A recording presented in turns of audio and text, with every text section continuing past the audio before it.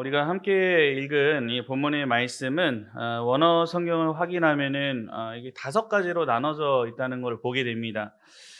깨어 있으라, 믿음에 굳게 서라, 남자답게 하라, 강건하라. 이거를 좀 더 디테일하게 하나하나씩 나눠서 헬라어가 기록되어 있음을 보게 됩니다. 이 말씀이 한글로 이렇게 번역되는 과정에서요. 깨어 믿음에 굳게 서서 남자답게 강건하라라고 하는 한 문장으로 번역된 것입니다.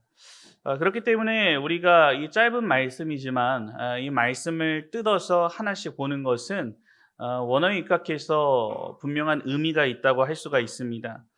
먼저 우리는 이 말씀을 보기 전에 고린도 교회의 모습을 생각해 봐야 합니다. 고린도 교회는 초대교회 중에서도 약간 특별함이 있었죠. 우리가 잘 알다시피 외적으로는 부정적인 모습만 보통 기억하는데 긍정적인 면도 있었습니다. 아주 열정이 넘치는 교회였습니다. 그리고 그 안에 여러 은사들이 충만히 나타났던 교회였습니다.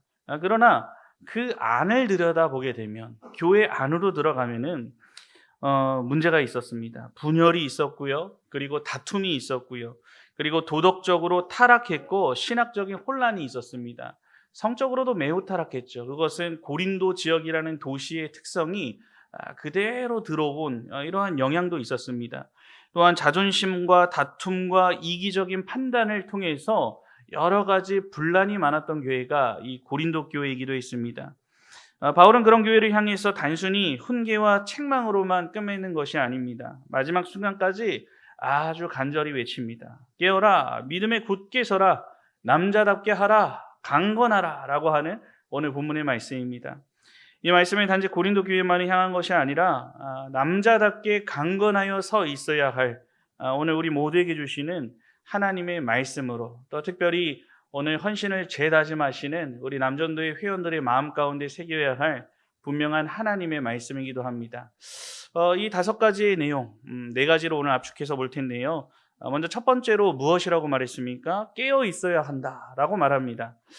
첫 번째 명령은 깨어 있으라입니다. 깨어 있다라고 하는 것은 뭐 정신 좀 차려라 뭐 이런 식의 의미 이상입니다. 이 말은 영적으로 깨어 있어라. 그리고 깨어 있다면 영적으로 예민해야 한다라는 말입니다. 하나님의 뜻에 민감해야 하고 시대의 흐름에 있어서 분별력을 가지라는 겁니다.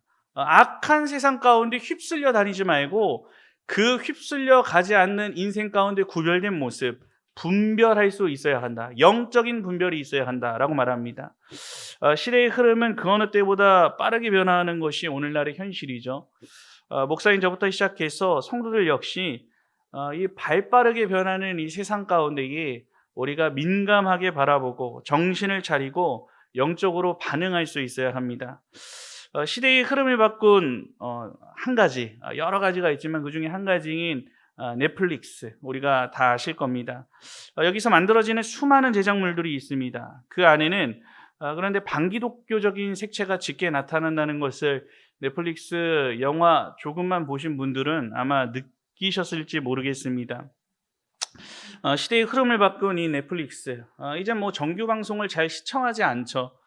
요즘에는 뭐 디즈니 플러스라든지 넷플릭스라든지 이러한 매체를 통해서 TV를 보게 되는 이러한 시대를 우리가 살고 있습니다.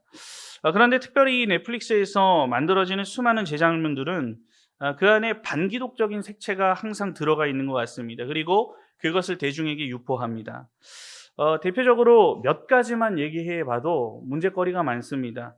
황정민이 주연했던 수리남이라고 하는 드라마 영화를 보셨습니까? 보신 분들이 있을지 모르겠는데요. 황정민 배우 유명하잖아요. 근데 거기에 이 황정민 배우가 마약 범죄의 수장으로 나옵니다. 수리남이라고 하는 나라에서 마약을 판매하고 거래하는 거죠. 거기 아주 대부입니다. 아무도 건드리지를 못합니다. 근데 그 황정민이 어떤 직분을 가지고 있는지 아십니까? 나 마약 사범이야 이러면서 다니진 않을 거 아니에요. 목사로 나와요. 목사로 나옵니다. 그래서 목사, 실제로 교회를 운영하고요. 교회 안에서 성도들을, 수리남 사람들을 거느리면서 할렐루야, 뭐 예수님이로 기도합니다. 이런 용어들이 그대로 다 나옵니다. 그런데 그 사람이 누구냐는 것이죠. 마약 밀매상이라는 겁니다. 그러면서 하나님의 이름을 얘기하고 부정적인 요소들이 가득가득 담기게 되겠죠. 이중적인 모습, 이러한 모습을 그리고 있습니다. 그리고 또 마스크걸이라고 하는 또 그런 프로그램도 있는데요. 아들을 잃은 이후에 복수를 위해서 사는 한 여인이 등장합니다. 근데 그냥 그렇게 한 여인이면 되잖아요. 복수를 위해 사는 한 여인. 그런데 굳이 교회 집사이자 신앙인으로 출연시킵니다. 그럴 필요가 전혀 없는데 위선적인 모습이 그대로 반영될 수 있도록 하는 것입니다. 외국 프로그램은 이거는 뭐 제가 아예 접해보지는 못했지만 한번 또 뭐가 있나 이렇게 찾아보다가 봤는데요. 아예 예수님의 성 정체성을 동성애자로 묘사합니다. 그리고 이 예수님의 성 정체성에 대해서 축하를 해주면서 깜짝 파티를 벌여주는 이러한 어처구니 없는 내용도 넷플릭스에서 실제 제작돼서 온 세계에 방영되었던 내용들입니다. 이렇게 온 세계에 방영되는 미디어 매체를 통해서 이 기독교에 대한 반정서적인 감정을 심어주는 이러한 시도는 우리가 먼저 분별하여 경계하고 기도하는 것은 물론이고 또 우리가 이것에 대해서 민감하게 반응하고 먼저 깨달아서 우리의 자녀 세대에게 바르게 알려줘야 할 내용이 되기도 합니다. 뭐 이 밖에도 여러 가지죠. 저는 단편적인 면만을 얘기하지만 그렇다면 이런 영적인 내용들을 분별하기 위해서 우리는 어떻게 준비되어야 되겠습니까? 영적으로 깨어 있어야 된다는 것을 생각해 볼 수가 있습니다. 그렇다면 영적으로 깨어 있기 위해서는 우리는 반드시 동반되어야 하는 한 가지 모습이 있는데 무엇입니까? 바로 기도라고 하는 수단이 우리에게 반드시 나타나야 합니다. 또한 내가 영적으로 깨어 있다는 것, 내가 기도하면서 내가 영적으로 깨어 있다는 것은 무엇으로 증명되고 확인할 수가 있는지 아십니까? 내가 말씀을 듣고 그 말씀에 민감하게 반응하고 즉각적으로 순종하는지 여부를 따라서 내가 영적으로 깨어 있는지, 내가 잠들어 있는지 스스로 어느 정도의 판단 기준을 삼을 수가 있습니다. 반대로 생각하면 어떻습니까, 여러분? 기도하지 않으면 여러분의 영이 죽게 된다는 것입니다. 잠들게 됩니다. 깨어 있지 않습니다. 우리의 영이 잠들면 하나님의 말씀에 영적으로도 반응하지 못한다는 것은 너무나도 당연합니다. 결국 깨어 있지 않으면 우리의 영적 상태는 무너지게 되어 있는 결말을 향해 갑니다. 순식간에 와르르 무너지게 된다면 경각심을 가지고 다 일어나서 기도하고 영적인 생활에 충만하게 우리가 살아갈 텐데 그렇지가 않죠. 점점 무뎌지게 합니다. 점점 기도하지 않는 삶, 그 삶을 통하여서 알게 모르게 내가 영적으로 무뎌져 가는 것을 제대로 인식하지 못하도록 사탄은 조금씩 우리를 무너지도록 그 길을 이끌어가는 것입니다. 영적으로 결국 잠들게 되면 어떤 모습이 나타납니까? 죄에 대한 반응이 무너지게 됩니다. 뭐 영적으로 분별해야 하는 상황이 내 앞에 있는데도 분별할 줄을 모릅니다. 분별할 수가 없는 겁니다.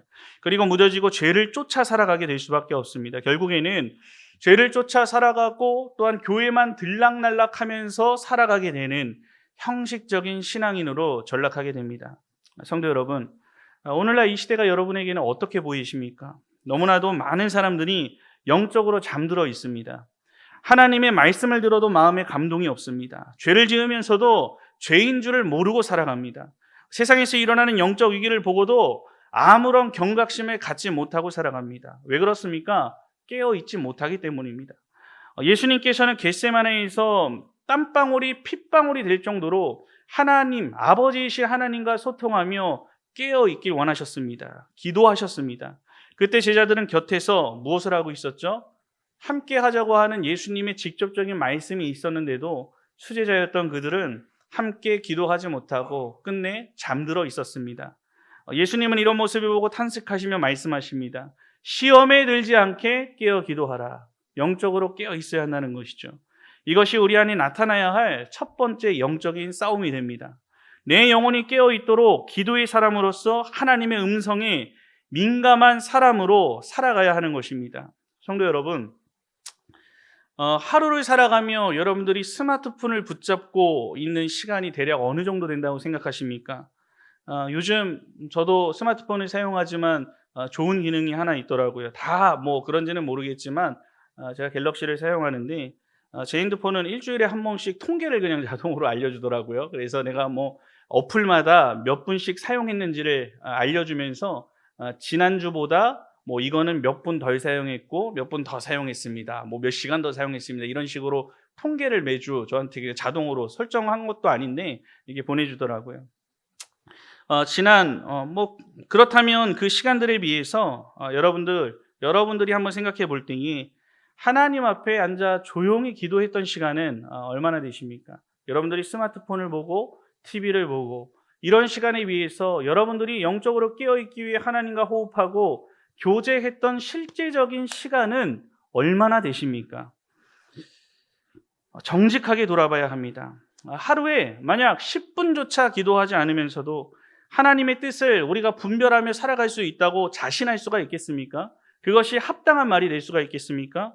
하루에 말씀 한 장도 읽지 않으면서 하나님의 음성을 따라 살아가길 원한다고 말할 수가 있겠습니까? 깨어있는 자는 누구입니까? 바로 하나님의 말씀에 민감하게 반응하며 기도하는 자들이 바로 깨어있는 자들입니다. 이 기도는 우리의 내면을 세워주는 근육과도 같습니다. 기도는 영혼을 깨워주고 죄를 물리치게 하고 하나님의 뜻에 반응하는 심령으로 우리를 강하게 만들어주기 때문입니다. 오늘 우리의 삶이 무너진다면 그 시작은 기도하지 않는 데 있다고 해도 과언이 아닙니다. 기도에 깨어있고 말씀에 깨어있으며 성령의 인도하심을 쫓아 우리는 민감하게 반응할 수 있어야 합니다. 둘째로 뭐라고 말합니까? 믿음에 굳게 서야 한다라고 사도 바울은 말합니다. 바울의 두 번째 권면은 믿음에 굳게 서야 한다라는 것입니다. 여기서 말하는 믿음이란 단순한 감정적인 확신을 의미하지 않습니다. 바울이 말하는 것은 이 복음의 진리 위에 굳게 서 있어야 한다라는 것을 말합니다. 고린도 교회의 문제, 대부분의 문제, 거의 모든 것은 말씀에 무지했기 때문에 일어났던 문제들이었습니다. 부활을 의심했죠. 그리고 이단 가운데 흔들렸습니다. 그리고 자신들의 지식과 철학을 하나님의 말씀보다 더 신뢰하는 데 문제가 따라왔습니다. 그 결과는 무엇이었습니까? 교회 안에서 성도들 간의 혼란과 무질서로 이어졌습니다. 오늘 우리도 마찬가지입니다. 하나님의 말씀을 모르고는 절대로 강한 신앙을 소유할 수가 없습니다. 성경을 펴도 무슨 말인지 모르겠고 읽어도 금방 덮게 되는 이유는 그것이 훈련되지 않았기 때문입니다. 신앙은 감정이 아니라 진리 위에 차곡차곡 한 단계 한 단계씩 바르게 쌓여가야 합니다. 진리 위에 굳건하게 서서히 쌓여가게 될 때에 우리의 신앙은 비로소 그때부터 한 단계 한 단계 성장해 나가게 되어 있기 때문입니다. 바울은 이와 관련해서 에베소서 4장에서 이렇게 말합니다. 이는 우리가 이제부터 어린아이가 되지 아니하여 사람의 깨와 간사한 유혹에 빠져 온갖 교훈의 풍조에 밀려 요동하지 않게 하려 함이라. 말씀을 통해 온갖 교훈과 풍조에 요동하지 않는 굳건한 만석 위에 서 있는 신자가 된다라고 말하고 있습니다. 성도 여러분, 우리는 마땅히 하나님의 말씀을 묵상하고 연구하는 데까지 나아가야 합니다. 앞에 서 있는 저만이 그 일을 해야 한다고 생각하시면 결코 안 됩니다. 하나님의 말씀으로 사고하는 훈련, 그리고 하나님의 시선으로 이 세상을 해석하고 바라보는 그 자연스러운 훈련이 여러분들의 밑바탕에 깔려져야 합니다. 그래야만 우리가 믿음 위에 굳게 서서 살아갈 수 있기 때문입니다. 말씀이 내 마음에 분명히 새겨져야, 복음이 내 밑바탕에 자연스럽게 깔려 있어야 고난 앞에서도 이리 흔들리고 저리 흔들리면서 좌로우로 치우치는 삶이 아니라 굳건하게 흔들리지 않는 인생이 되는 것이고, 어떠한 사탄의 유혹 앞에서도 이리 넘어갔다가 잘못했어요 하나님하고 매번 돌아오는 연약한 인생이 아니라 어떠한 유혹도 사탄 앞에 사탄아 물러가라 라고 말하면서 물리칠 수 있는 강인한 신자가 됩니다. 영적 전쟁 가운데서도 담대하게 서서 흔들리지 않는 굳건한 믿음을 소유하고 성장의 걸음에 걸어갈 수 있게 됩니다.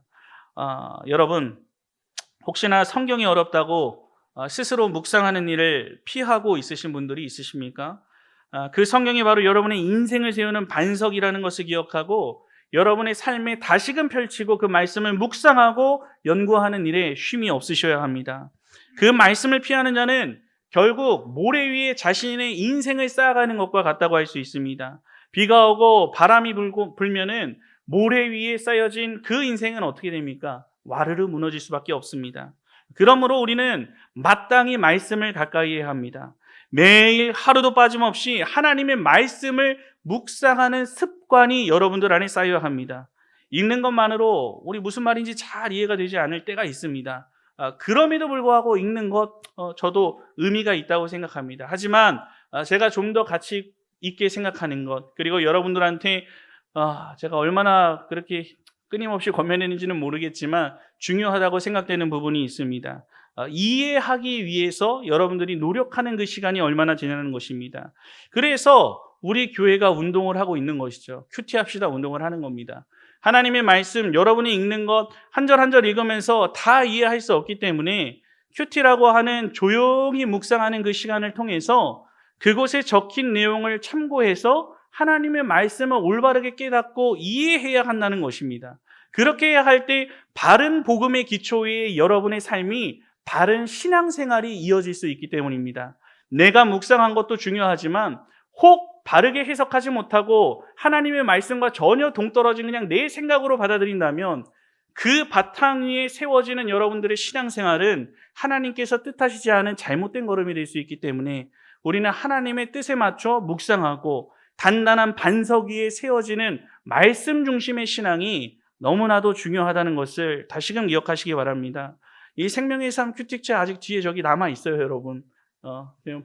여러분들에게 다시 한번 말씀드립니다. 무슨 말인지 모르겠다고 당연히 안 해도 되는 것으로 덮어두시고 있지 마시기 바랍니다. 그리고 꾸준히 한번 해보시기 바랍니다. 엄청난 영적인 유익이 여러분들에게 따라올 것이라고 저는 너무나도 확신합니다. 비록 이것이 매일매일 하는 게 힘들 수 있어요. 저 또한 솔직히 고백합니다. 매일매일 하지 못해요. 바쁠 때는 또 넘어가기도 하고 이전 것들을 다시 보기도 하고 이렇게 또 한꺼번에 몇 주가 아니라 며칠치를 하기도 하고 할 때가 있습니다. 하지만 해야 한다는 마음을 가지고 하나님 앞에서 바르게 묵상하기를 힘쓰고자 할 때 여러분들에게 영적인 유익이 있고 그리고 그 영적인 바탕을 통해 여러분의 신앙생활은 성장의 걸음을 걸어갈 수 있다는 것을 기억해야 합니다. 그 안에 담겨있는 내용들 여러분들이 따로 찾아서 볼 만한 신학적으로 목사인 제가 봐서 신학적인 연구를 통한 이해가 어려운 내용들이 저 안에 실려 있지가 않습니다. 새로 온 신자라도 그 내용을 읽고 어느 정도 이해할 수 있도록 본문의 내용을 쉽게 요약하고 풀어서 설명하고 있는 돕는 책입니다.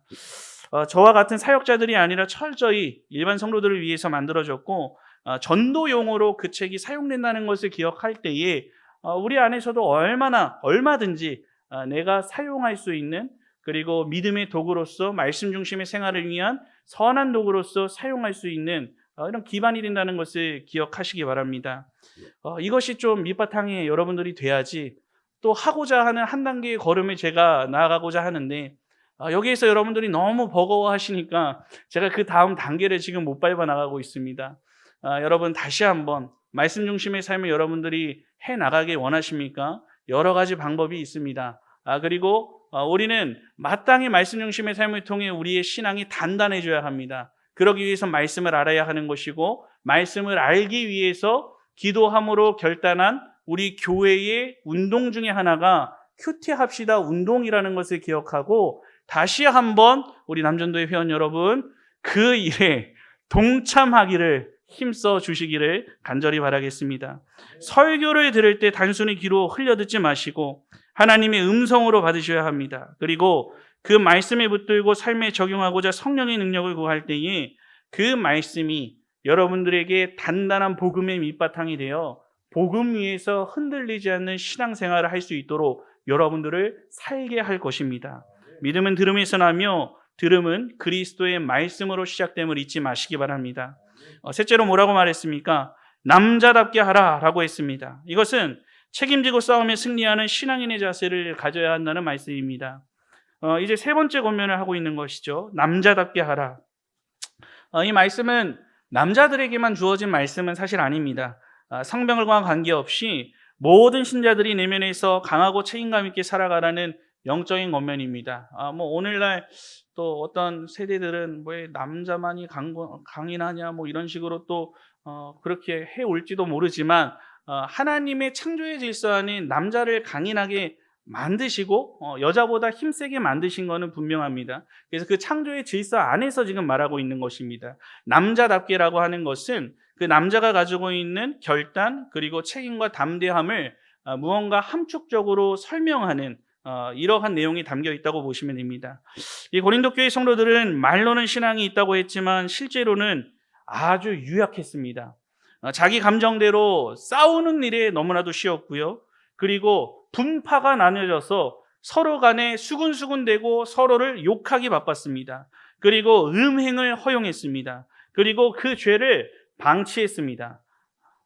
약한 신앙은 결국 사람들을 무너뜨리게 됩니다. 오늘 우리가 살아가는 이 순간 이 세대도 마찬가지입니다. 예배는 드리지만 죄를 끊지 못하고 회개는 하지만 그 삶의 변화는 없고 결단은 하지만 행동하지는 않는다면 우리는 아무리 결단만 있는 그 신앙생활에는 아무런 유익이 없다. 유약한 신자가 될 뿐이다 라고 하는 사실을 기억해야 합니다. 진짜 강한 신자는 죄를 두려워할 줄 아는 신자입니다. 죄를 미워합니다. 유혹 앞에서 단호하게 돌아설 수 있는 사람이 강한 신앙인이 됩니다. 진짜로 우리가 강한 신자가 되길 원한다면 자기 유익을 내려놓고 공동체를 위해 희생할 줄 아는 사람이 되어야 합니다. 이기적인 요구만을 내뱉기보다는 하나님의 영광을 선택할 줄 아는 사람이 진짜 남자다운 신자다라고 바울은 이야기하는 것입니다. 성도 여러분, 오늘 우리는 부드러움이 미덕처럼 보이는 시대를 살아가고 있습니다. 하지만 성경은 어떠한 부드러움보다 거룩한 단호함을 우리에게 요청합니다. 남자답게 담대하게 하나님의 뜻을 위하여 헌신하고 책임지는 사람이 되시기를 바랍니다. 세상 앞에 나서지 않아도 골방에서 기도하며 자신의 신앙을 지켜나가는 사람, 이 사람이 바로 남자다운 강건한 사람임을 잊지 마시기를 바랍니다. 셋째로 뭐라고 말했습니까? 강건하라 라고 했습니다. 넷째죠. 마지막 네 번째 명령입니다. 강건하라입니다.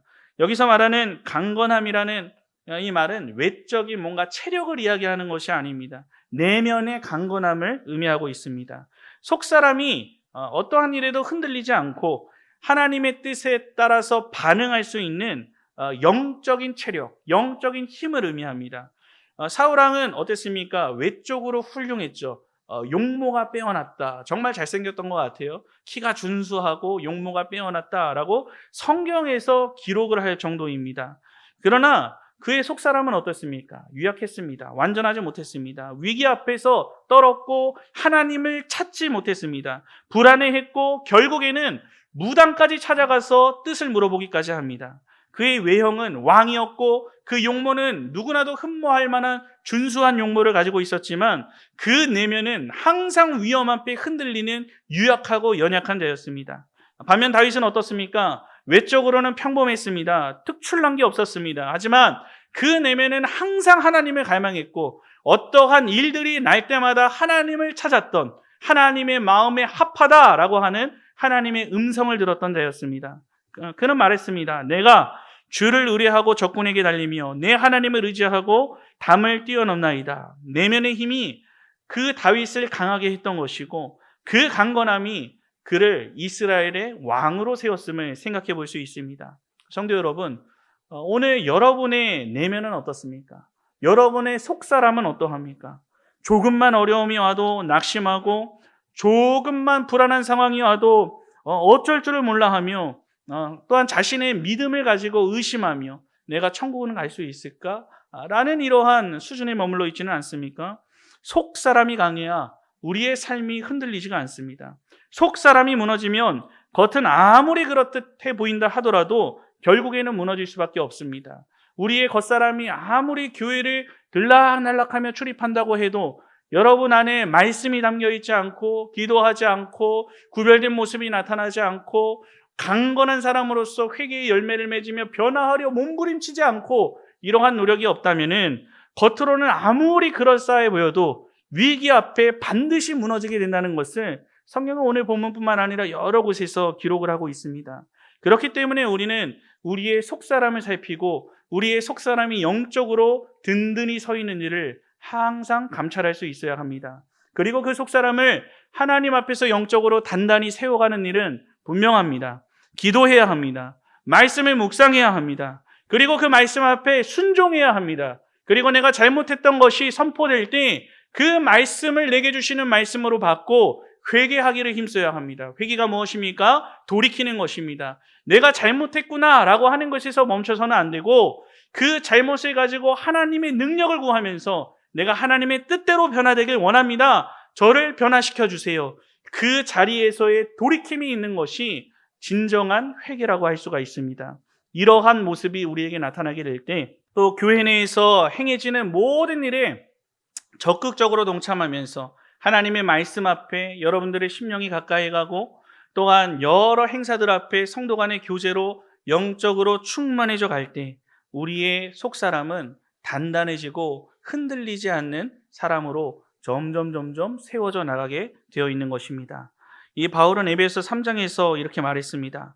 그의 영광의 풍성함을 따라 그의 성령으로 말미암아 너희 속사람을 능력으로 강건하게 하시오며.